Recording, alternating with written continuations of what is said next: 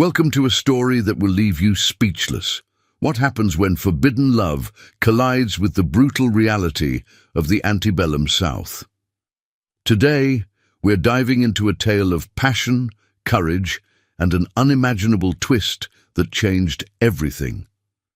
But before we begin this incredible journey, make sure to hit that subscribe button and ring the notification bell. You won't want to miss stories like this one. The morning mist clung to the cotton fields of Magnolia Grove Plantation like a shroud, concealing secrets that would soon shake the very foundations of the small Georgia community. It was the summer of 1858, and the oppressive heat seemed to mirror the tension that simmered beneath the surface of this seemingly peaceful estate. Samuel Washington, a name given to him by his master, though his mother had whispered Kofi into his ear the night he was born, moved through the rows of cotton with practiced efficiency. At 22, his tall frame and intelligent eyes set him apart from the other enslaved workers, though he was careful never to let his literacy show. His grandmother had taught him to read in secret, using charcoal on bark, and this knowledge burned within him like a dangerous flame. The plantation house stood majestically on the hill, its white columns gleaming in the morning sun. Behind one of the second-floor windows, Isabella Whitmore pressed her face against the cool glass, watching the workers below. At 19, she possessed a beauty that was both delicate and fierce. Auburn hair that caught the light like fire, and green eyes that held depths her father would never understand. "Isabella, step away from that window this instant," commanded Constance Whitmore. Her mother, as she swept into the room with the rustle of silk skirts. "A lady does not gawk at the field hands." "I wasn't gawking, Mother. I was simply observing the morning," Isabella replied, though her cheeks flushed pink. Constance's sharp eyes missed nothing. "Your father has important guests arriving today. Senator Morrison and his son will be joining us for dinner. You will wear the blue dress and conduct yourself appropriately." Isabella nodded dutifully, but her gaze drifted back to the fields where Samuel worked. There was something about the way he moved, the quiet dignity he maintained even under the watchful eye of the overseer, that stirred something deep within her chest. Down in the fields, Samuel felt eyes upon him and glanced toward the house. For just a moment, his gaze met Isabella's through the window. Time seemed suspended, and in that brief exchange, something passed between them. A recognition, a curiosity, a dangerous spark that neither could name. "Boy, keep your eyes on your work," barked Jeremiah Colt, the overseer, his voice cutting through the humid air like a whip. Samuel immediately lowered his head, his heart pounding not from fear, but from the intensity of that moment. That evening, as the Whitmore family entertained their guests in the grand dining room, Samuel served alongside the other house slaves. His hands remained steady as he poured wine and cleared plates, but his awareness was entirely focused on Isabella.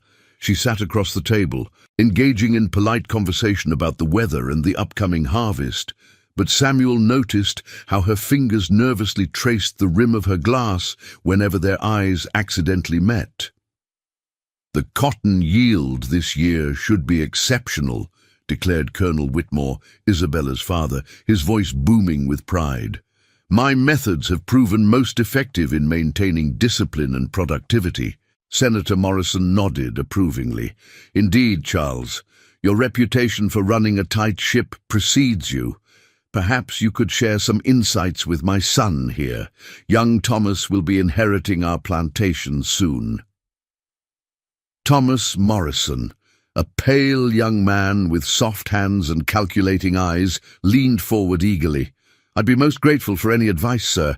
Managing property can be quite challenging." Samuel's jaw tightened at the word property, but he maintained his composure, continuing to serve in silence.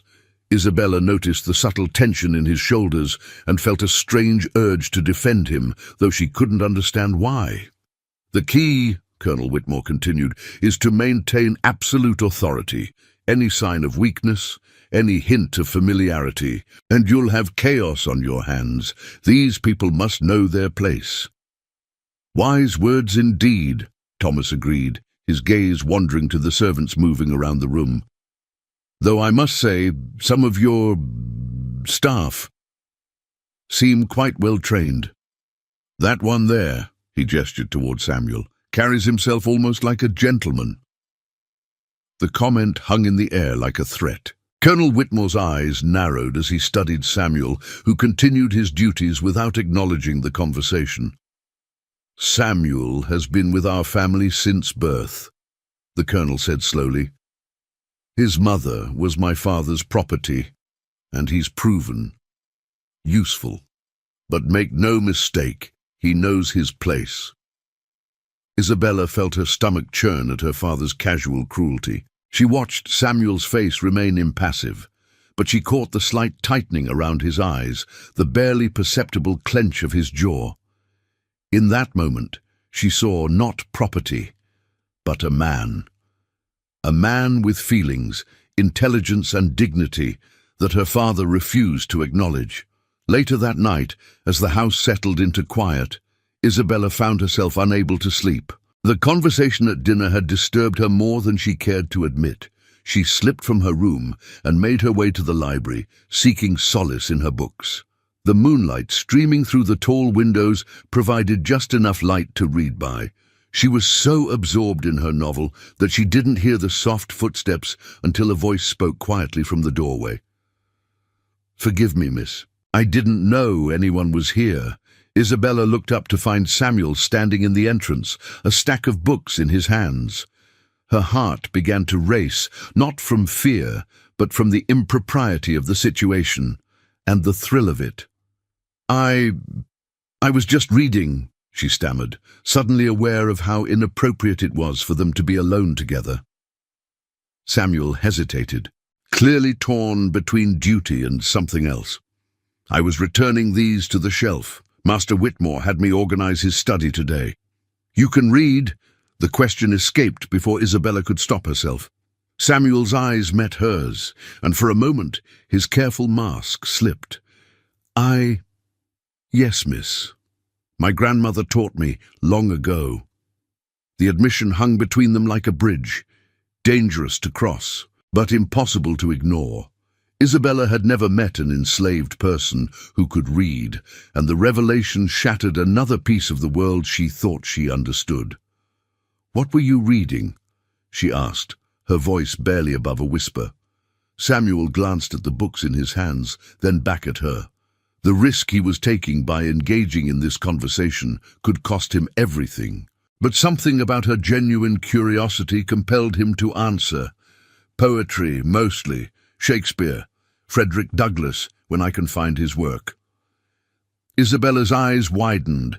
Frederick Douglass was a name whispered in scandalized tones among the ladies of her social circle, an escaped slave who had become a powerful voice for abolition. "You shouldn't be reading such thing," she said, but there was no condemnation in her voice, only concern. "If my father knew—" "He won't know," Samuel replied quietly, "just as he won't know about this conversation." They stood there in the moonlit library, two people from different worlds, bound by the dangerous secret they now shared. Isabella felt something shifting inside her, a crack in the foundation of everything she had been taught to believe. "I should go," Samuel said, though he made no move to leave. "Yes," Isabella agreed, though she too remained still. The moment stretched between them, filled with unspoken questions and dangerous possibilities. Finally, Samuel stepped back into the shadows of the hallway, leaving Isabella alone with her racing heart and a mind full of thoughts that would have horrified her parents. As she made her way back to her room, Isabella couldn't shake the image of Samuel's eyes, intelligent, proud, and achingly human. For the first time in her sheltered life, she began to question the world she had always accepted without thought. In his small cabin behind the main house, Samuel lay on his narrow bed, staring at the ceiling. The brief conversation with Isabella had awakened something in him that he had tried to keep buried. Hope. It was a dangerous emotion for someone in his position, but as he replayed her words, her expression, the genuine curiosity in her voice, he couldn't help but wonder if perhaps, in this cruel world, there might be someone who could see him as more than property.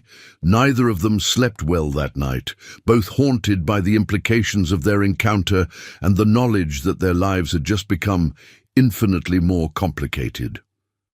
3 weeks had passed since that fateful night in the library, and Isabella found herself creating excuses to walk past the fields where Samuel worked. She told herself it was merely curiosity, an intellectual interest in understanding the lives of those who worked her family's land.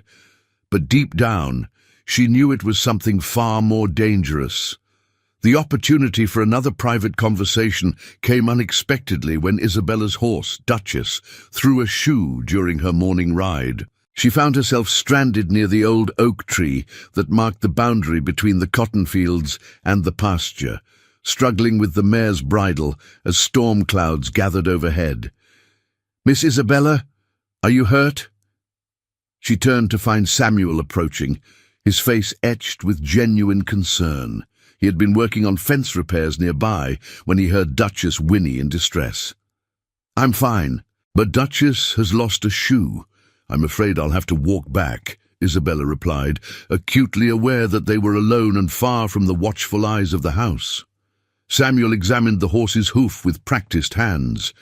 "She can't make it back on 3 shoes, especially not with you riding. The ground's too rough." He looked up at the darkening sky. "And that storm's coming fast." As if summoned by his words, the first fat raindrops began to fall. Within moments the sky opened up, releasing a torrential downpour that sent them both scrambling for shelter under the massive oak tree. Pressed against the trunk, with barely 2 feet between them, Isabella became intensely aware of Samuel's presence. Water dripped from his dark hair, and she could see the rise and fall of his chest as he caught his breath. This close, she noticed things she had never seen before. A small scar above his left eyebrow, the way his eyes held flecks of gold, the strength in his hands that spoke of years of hard labor. "We should wait here until it passes," Samuel said, his voice carefully neutral despite the intimacy of their situation. Isabella nodded, unable to trust her voice. The rain created a curtain around them, isolating them from the rest of the world. In this temporary sanctuary, the rigid rules of their society seemed as distant as the plantation house itself. "Samuel," she began hesitantly, "that night in the library, you mentioned Frederick Douglass. Have you read his autobiography?" Samuel's eyes searched her face, looking for signs of a trap. Finding only genuine interest, he nodded slowly. "Yes, miss. It opened my eyes to possibilities I had never imagined." "What kind of possibilities?" The question was innocent enough, but they both understood its deeper implications. Samuel was quiet for a long moment, watching the rain cascade from the oak's branches. "The possibility that a man's worth isn't determined by the color of his skin or the circumstances of his birth," he said finally. "The possibility that freedom isn't just a dream, but something that can be fought for and won." Isabella felt her breath catch. These were dangerous words, treasonous thoughts that could get Samuel killed and her family disgraced. Yet she found herself leaning closer, hungry for more. "Do you truly believe that all men are created equal?" Samuel's gaze met hers, and in his eyes she saw a fire that both frightened and fascinated her. "I have to believe it, Miss Isabella. Without that belief, I'm not a man at all. I'm just what your father says I am, property." The word hung between them like a challenge. Isabella had never questioned the natural order of things, the hierarchy that placed her family at the top and people like Samuel at the bottom. But looking at him now, seeing the intelligence in his eyes, the dignity in his bearing, the pain he carried with such grace, She began to understand that the world she had accepted was built on a foundation of lies. "I've never thought about it that way," she admitted quietly. "I've never really thought about what it must be like for you." "Most people don't," Samuel replied without bitterness. "It's easier not to." The rain began to lighten, but neither of them moved to leave their shelter. Isabella found herself studying Samuel's profile as he watched the storm, noting the strong line of his jaw, the way his wet shirt clung to his shoulders. A warmth spread through her chest that had nothing to do with the humid air. "Samuel," she said softly, would you teach me about what you've read, what you've learned?" He turned to look at her, surprise flickering across his features. "Miss Isabella, that wouldn't be proper. If anyone found out—" "No one will find out," she said quickly. "We could meet in the old stable, the one my father doesn't use anymore. Just to talk, to learn." Samuel stared at her for a long moment, and Isabella could see the war raging behind his eyes. The rational part of him knew this was madness, that any association with her beyond his duties could cost him his life. But there was something else there too, a longing for connection, for someone who might see him as more than a slave. "Why?" he asked finally. "Why would you want to learn from someone like me?" Isabella considered the question, searching for words to explain feelings she barely understood herself. "Because," she said slowly, "I think you might be the first honest person I've ever met." The rain had stopped, but they remained under the oak tree, the air between them charged with possibility and danger. Samuel reached out slowly, his fingers barely brushing against Isabella's hand where it rested on the tree bark. The touch was electric, sending shock waves through both of them. "This is dangerous," he whispered.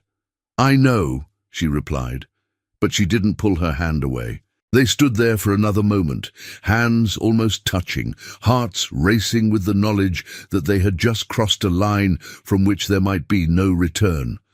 Finally, Samuel stepped back, breaking the spell. "I should get you back to the house," he said, his voice rough with emotion, "and I'll see about getting Duchess to the blacksmith."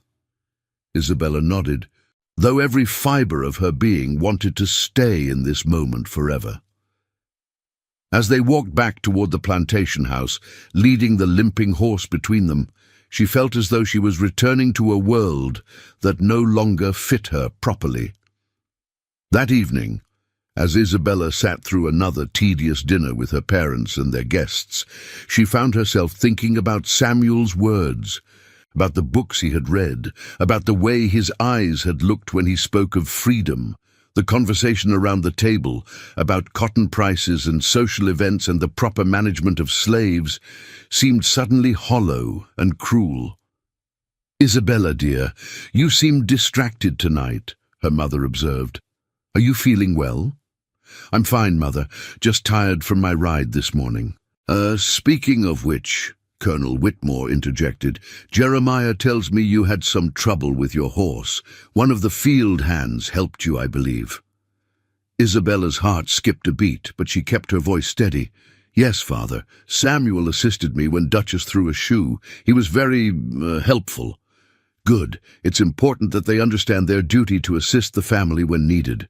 The Colonel's tone was casual, but Isabella caught the underlying message. Samuel had been performing his expected role, nothing more.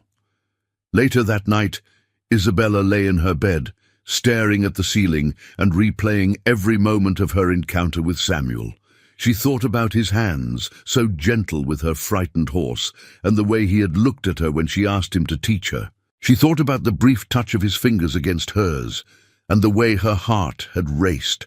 For the first time in her sheltered life, Isabella began to understand that she was falling in love, and that this love could destroy everything she had ever known. 2 days later, she found herself walking toward the old stable, her heart pounding with anticipation and fear. She had left a note hidden in the library, tucked inside a book of poetry she knew Samuel would find when he came to dust the shelves. The message was simple. Tomorrow, after evening prayers, the old stable. As she approached the weathered building, she saw a faint light flickering through the gaps in the wooden walls. Samuel was already there, waiting for her with a small oil lamp and a worn book in his hands. "You came," he said softly as she slipped through the door. "I said I would," Isabella replied, though her voice trembled slightly.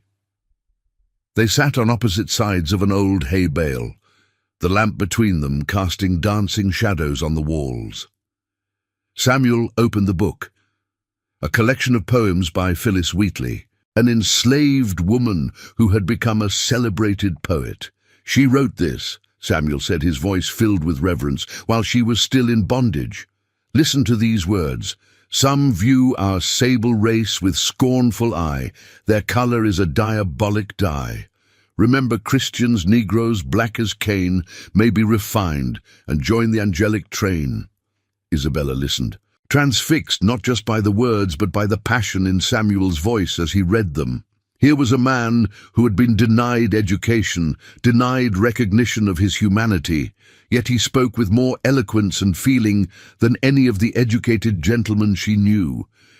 "She's saying that skin color doesn't determine a person's worth," Isabella said slowly, beginning to understand.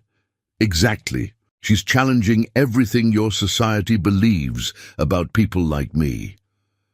As the weeks passed, these secret meetings became the center of Isabella's existence.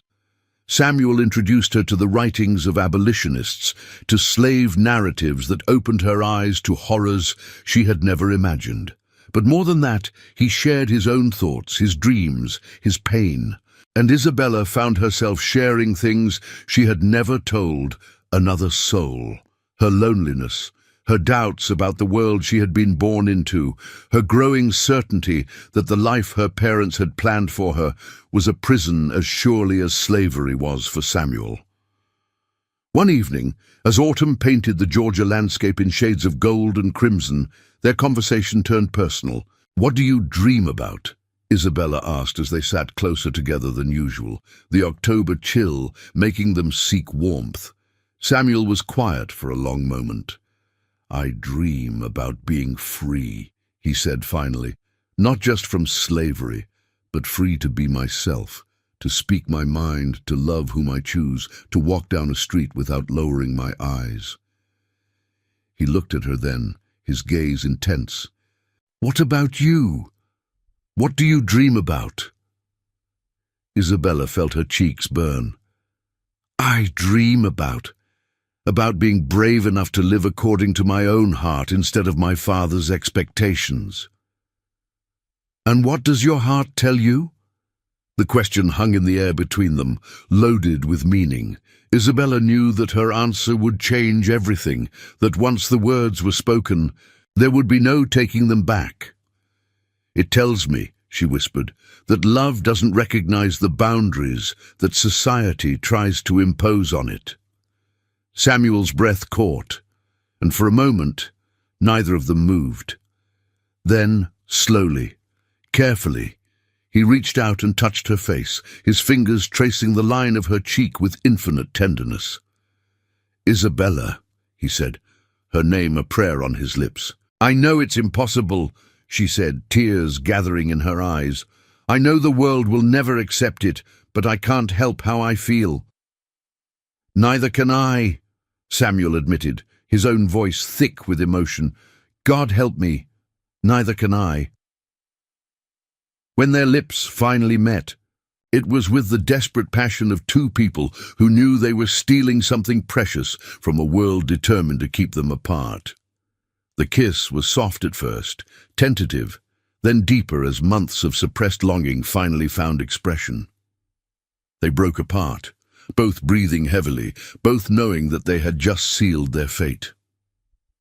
Whatever happened now, there would be no going back to the way things were before. "We have to be careful," Samuel said, though his arms remained around her. "I know," Isabella replied, though she made no move to leave his embrace. Outside the stable, the wind picked up, rattling the old wooden walls and reminding them both of how fragile their sanctuary really was. But for now, in this moment, they had found something that transcended the cruel boundaries of their world. They had found love. Winter settled over Magnolia Grove like a heavy blanket, and with it came a dangerous intimacy between Isabella and Samuel. Their secret meetings had evolved from intellectual discussions to stolen moments of tenderness that both knew could cost them everything. The old stable had become their sanctuary, a place where the rigid rules of antebellum society couldn't reach them. But secrets, like winter frost, have a way of revealing themselves in the harsh light of day. It was Martha, Isabella's personal maid and the daughter of the plantation's cook, who first noticed the changes. Martha had been born into slavery on the Whitmore plantation, just 2 years before Isabella, and the two had grown up together in the strange, complicated relationship between mistress and servant that the South demanded, close enough to share confidences, distant enough to maintain the illusion of hierarchy. "Miss Isabella," Martha said one February morning as she helped her mistress dress, "you've been different lately, happier but scared too, like you carrying some heavy secret." Isabella's hands stilled on the buttons of her dress. Martha's dark eyes were knowing, too knowing, and Isabella felt a chill that had nothing to do with the winter air seeping through the windows. "I don't know what you mean, Martha," Isabella said carefully. Martha continued braiding Isabella's hair, her movements gentle, but her voice pointed. "I seen you walking toward the old stable at night. I seen the way you look at Samuel when he's serving at dinner, and I seen the way he looks back." Isabella's blood turned to ice. If Martha had noticed, who else might have seen? "Martha, I ain't gonna say nothing," Martha interrupted quietly. "But Miss Isabella, you playing with fire. And when that fire burns, it ain't just gonna burn you, it gonna burn him too, and probably burn him worse." The warning haunted Isabella throughout the day, but when evening came, she found herself walking toward the stable anyway, drawn by a force stronger than fear. Samuel was waiting for her, as he always was, but tonight something was different. There was a tension in his shoulders, a wariness in his eyes that made her stomach clench with dread.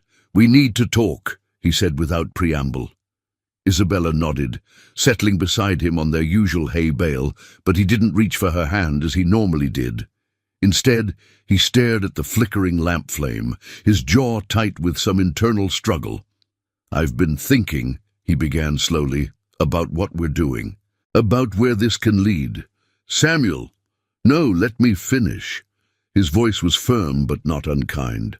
"I love you, Isabella. God help me. I love you more than I've ever loved anything in this world, but loving you is going to get us both killed." Isabella felt tears prick her eyes. "We've been careful. No one knows. Martha knows." The words hit Isabella like a physical blow. Samuel continued, his voice heavy with resignation. "She came to me today, warned me that others are starting to notice. Your father's been asking questions about why you've been taking so many evening walks. The overseer's been watching me more closely." Isabella's mind raced. "Martha won't say anything, she promised. It doesn't matter what Martha says or doesn't say. The truth has a way of coming out, especially when people are looking for it." Samuel finally turned to look at her, and Isabella saw her own pain reflected in his eyes. "We have to stop this, before it's too late." "No." The word came out fiercer than Isabella had intended. "I won't give you up, I can't." "You have to," Samuel said gently, "because if you don't, they'll kill me, and they'll make you watch." The brutal honesty of his words broke something inside Isabella. She knew he was right. She had grown up in this world, had seen what happened to slaves who were perceived as stepping out of line. But the thought of losing him, of returning to the empty, meaningless existence she had lived before, was unbearable. "Then we'll run away," she said desperately. "We'll go north, where we can be together." Samuel's expression was infinitely sad. "Isabella, look at me. Really look at me. I'm a slave. I have no papers, no money, no connections, and you're a white woman from one of the most prominent families in Georgia. Even if we could somehow make it north without being caught, what kind of life would we have? You'd be an outcast, cut off from everything you've ever known, and I'd still be a runaway slave." "I don't care about any of that," Isabella insisted, though even as she said it, she could hear the uncertainty in her own voice. "Maybe you don't care now, but you would eventually. And I couldn't bear to watch you come to regret choosing me." They sat in silence for a long moment, the weight of reality settling between them like a stone.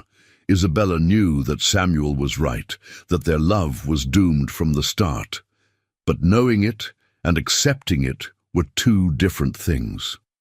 "So, what are you saying?" she asked finally.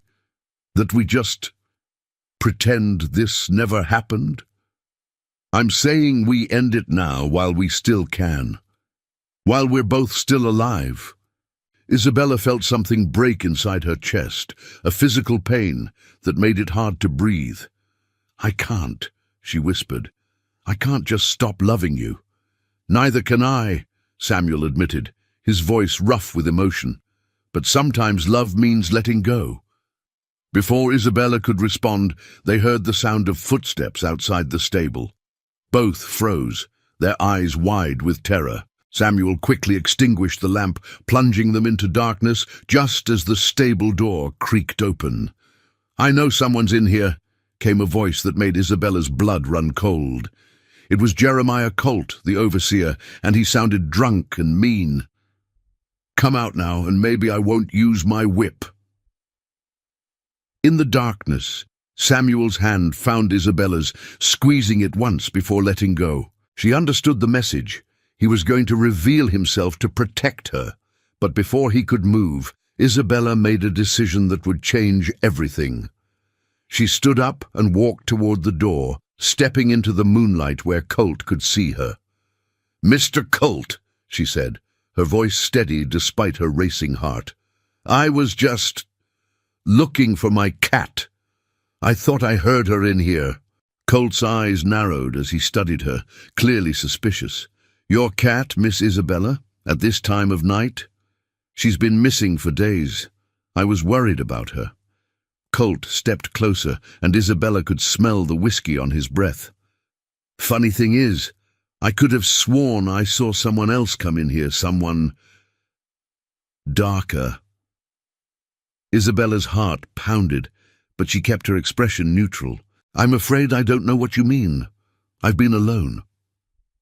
For a moment, Colt seemed to consider whether to push the issue.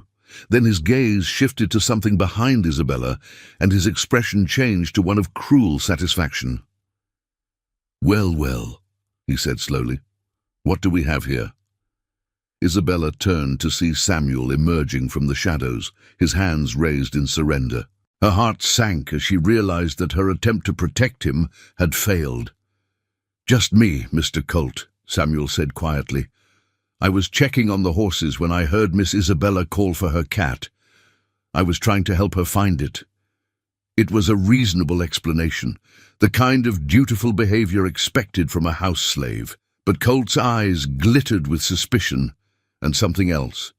Opportunity. "How convenient," Colt drawled. "The two of you alone in a stable at night looking for a cat." He stepped closer to Samuel, his hand moving to the whip at his belt. "You know what I think, boy. I think you've been getting ideas above your station."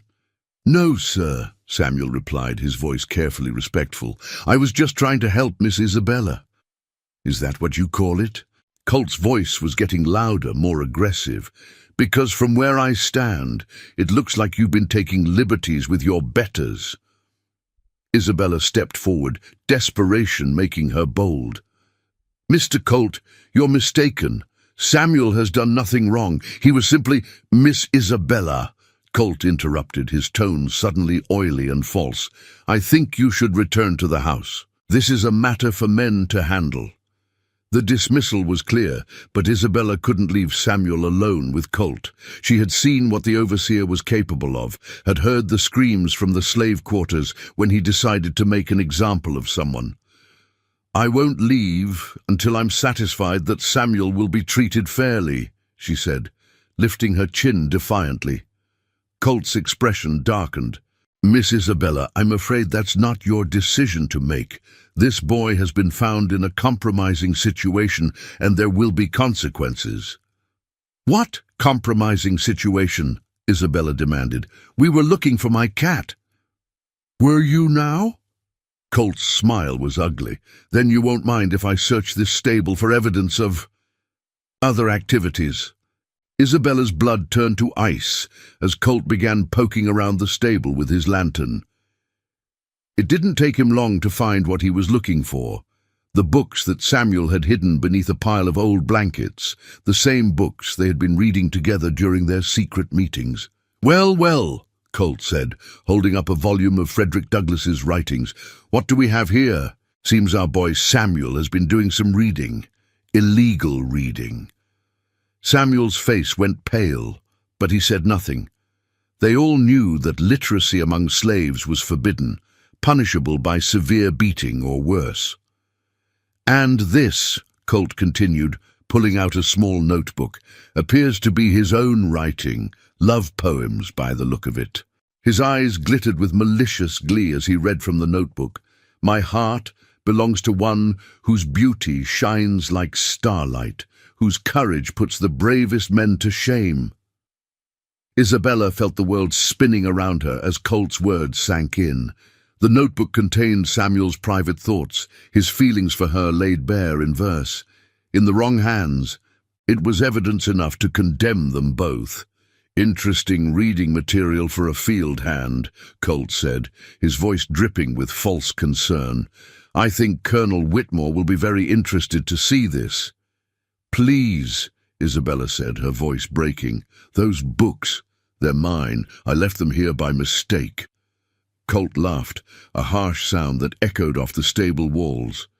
Miss Isabella, I may be just an overseer, but I'm not stupid. These books belong to your boy here, and we all know what that means. He turned to Samuel, his expression turning vicious. You've been getting educated, haven't you, boy? Thinking you're as good as white folks, maybe even thinking you're good enough for white women? Samuel remained silent, but Isabella could see the fear in his eyes, not for himself, but for her. He knew as she was beginning to understand that this was the end of everything. Mr. Colt, Isabella tried one last time, I'm ordering you to let this matter drop. As a member of the Whitmore family— Miss Isabella, Colt interrupted, his voice suddenly cold and formal. I'm afraid this matter is beyond your authority. This is a question of plantation security, and I have a duty to report it to your father. As Colt marched them both toward the main house, Isabella felt her world crumbling around her. In trying to protect their love, she had exposed it to the very people who would destroy it. And as the lights of the plantation house grew brighter ahead of them, she realized that the unimaginable twist in their story was just beginning. The confrontation that awaited them would test not only their love, but their very will to survive in a world that had no place for what they had found together. The study of Colonel Charles Whitmore was a monument to Southern power and tradition. Dark mahogany panels lined the walls, adorned with portraits of stern-faced ancestors and maps of the vast plantation holdings. It was here, in this bastion of white supremacy, that the fate of Isabella and Samuel would be decided. Colonel Whitmore sat behind his massive desk, his face a mask of cold fury as he examined the evidence Jeremiah Colt had laid before him. The forbidden books, Samuel's notebook of poetry, and Colt's damning testimony painted a picture that threatened everything the colonel held dear. Explain this to me again, Colt. the colonel said, his voice dangerously quiet. You found my daughter, and this slave, alone together in the old stable. Yes, sir, Colt replied, barely able to contain his satisfaction. They claimed to be looking for a cat, but when I searched the stable I found these books and this notebook. The boy's been teaching himself to read, and from the looks of these poems, he's been harboring inappropriate feelings for Miss Isabella. Isabella stood beside Samuel in front of the desk, her hands clenched so tightly that her nails drew blood from her palms. Samuel remained perfectly still, his eyes fixed on the floor. But she could see the tension in every line of his body. Is this true, Isabella? Colonel Whitmore asked, his voice cutting through her like a blade. Have you been meeting with this slave? Isabella lifted her chin, drawing on reserves of courage she didn't know she possessed. Father, Samuel has done nothing wrong. He was simply— I asked you a direct question, the colonel interrupted. Have you been meeting with this slave? The weight of the moment pressed down on Isabella like a physical force. She could lie, could try to maintain the fiction that their meetings had been innocent. But looking at Samuel, seeing the resignation in his posture, she realized that lies would only make things worse. Yes, she said quietly, I have been meeting with Samuel. The admission hung in the air like a death sentence. Colonel Whitmore's face went white, then red, then white again, as the full implications of his daughter's confession sank in. For how long? He asked, his voice barely controlled. Several months. And what was the nature of these meetings? Isabella felt Samuel tense beside her, and she knew that her next words would determine both their fates. She could minimize it, could claim it was merely intellectual curiosity, but as she looked at her father's face, twisted with rage and disgust, she realized that half-truths would not save them. We talked, she said simply, about books, about ideas, about life. About life, the colonel repeated slowly. And did these conversations lead to physical intimacy? The question was like a slap across Isabella's face. She felt her cheeks burn with shame and anger. Shame at having to discuss something so private and precious in front of these men, and anger at the assumption that her relationship with Samuel could be reduced to something base and animalistic. Father, Answer the question, Isabella. She looked at Samuel then, seeing the pain in his eyes, the way he seemed to be bracing himself for the blow that was coming. In that moment, she made a decision that surprised even herself. I love him, she said clearly, and he loves me. The silence that followed was deafening. Colonel Whitmore stared at his daughter as if she had grown a second head, while Colt's mouth fell open in shock. Even Samuel looked up in surprise, his eyes wide with a mixture of admiration and terror. You love him, the colonel repeated slowly, as if the words were in a foreign language. You love a slave. I love a man, Isabella corrected, her voice growing stronger. A good, intelligent, honorable man who happens to have been born into slavery. Colonel Whitmore rose from his chair, his face now purple with rage. You have lost your mind, he said, his voice shaking. This thing has corrupted you, filled your head with abolitionist nonsense. No one has corrupted me, Father. I've simply learned to see the truth. The truth, the colonel's voice rose to a roar. The truth is that you have disgraced yourself and this family. The truth is that you have allowed yourself to be seduced by a slave. I seduced no one, Samuel spoke for the first time, his voice quiet but firm. And Miss Isabella has done nothing wrong. The colonel's attention snapped to Samuel like a predator, focusing on prey. You dare to speak in my presence. You dare to defend your actions. I defend Miss Isabella's honor, Samuel replied, meeting the colonel's gaze despite the danger. Whatever punishment you have for me, she doesn't deserve to suffer for my feelings." "Your feelings?" The colonel laughed, a harsh sound devoid of humor. "You think you have feelings? You think you're capable of love? You're property, boy. Property doesn't have feelings." Isabella stepped forward, her own anger finally breaking free. "How can you say that? How can you look at him and not see what I see?" "What I see," the colonel said coldly, "is a slave who has forgotten his place and a daughter who has lost her mind. But I know how to fix both problems." He moved to the bell pull beside his desk and gave it a sharp tug. Within moments, 2 of the plantation's overseers appeared in the doorway, along with Martha, who had been summoned as a witness. "Take this slave to the punishment post," the colonel ordered. 50 lashes for learning to read, 50 more for possessing forbidden materials, and 50 more for daring to touch a white woman. Isabella's blood turned to ice. 150 lashes would kill Samuel, and they all knew it. "Father, no, please, I'm begging you. And as for you," the colonel continued, ignoring his daughter's pleas, "you will be confined to your room until I can arrange for you to be sent to your aunt in Charleston. Perhaps a change of scenery will cure you of this madness." "I won't go," Isabella said desperately. "I won't leave him. You will do as you're told, or I'll have you declared mentally incompetent and committed to an asylum."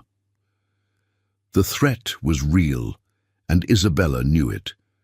In the antebellum South, a father's word was law, and a woman who defied social norms could easily be labeled insane and locked away. But as the overseers moved to take Samuel away, something unexpected happened. Martha stepped forward, her face pale but determined. "Colonel Whitmore, sir," she said, her voice trembling but clear.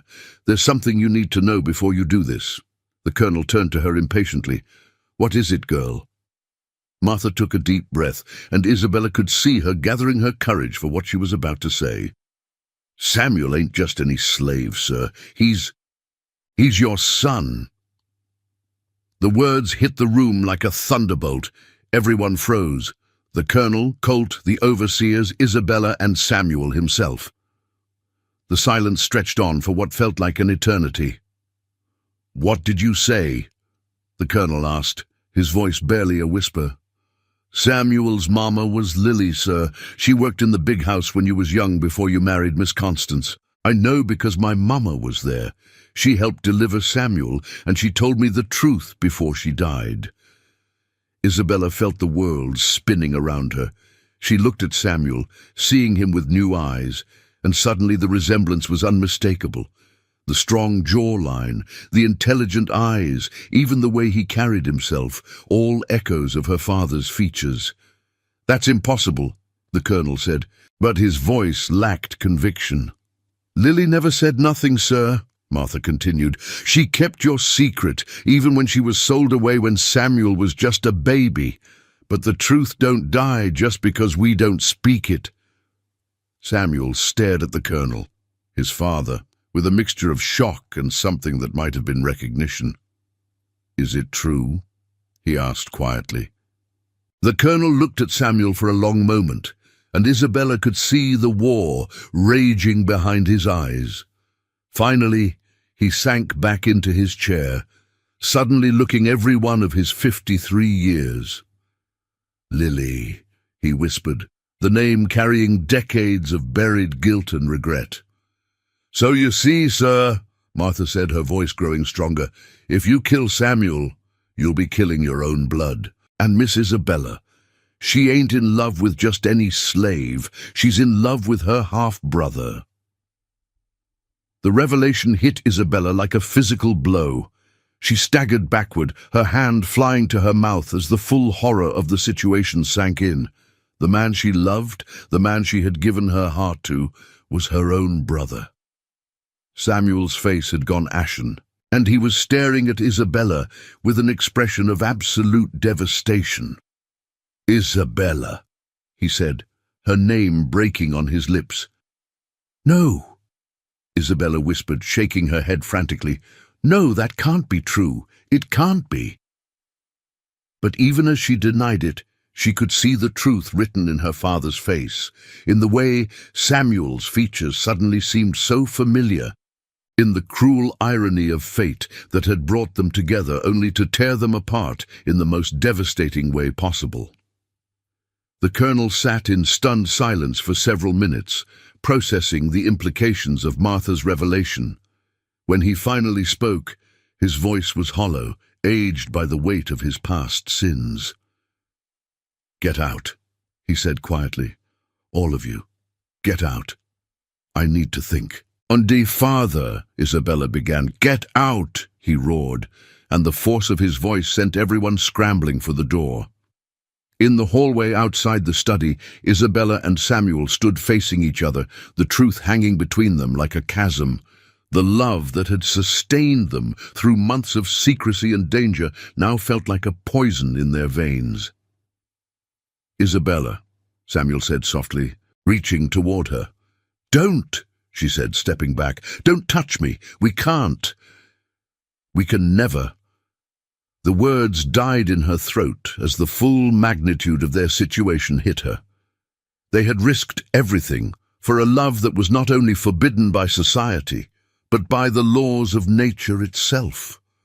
Samuel's hand dropped to his side, and Isabella could see her own anguish reflected in his eyes. "I didn't know," he said desperately. "I swear to you, I didn't know."